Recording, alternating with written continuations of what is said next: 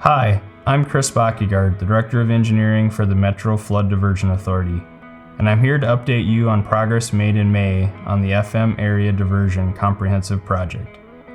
Ames Construction, a U.S. Army Corps of Engineers contractor, continues to prepare to install the radial arm tainter gates on the first two of the three gated structures used to route water to the diversion channel. Over at the diversion inlet structure, where the gates have already been delivered, Ames is progressing towards their installation. Seals and side yoke plates have been constructed as well to ensure the gates, which together weigh nearly as much as the Statue of Liberty, will fit tightly between the abutments and piers.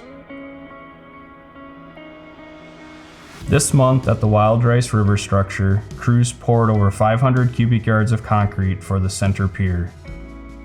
The pier separates the structure into two bays and serves as a center anchor point for both gates.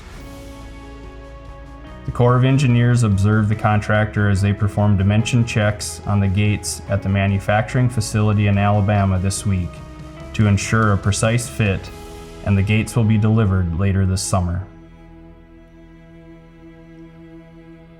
As we move to the I29 grade raise project, you'll notice progress on the bridge.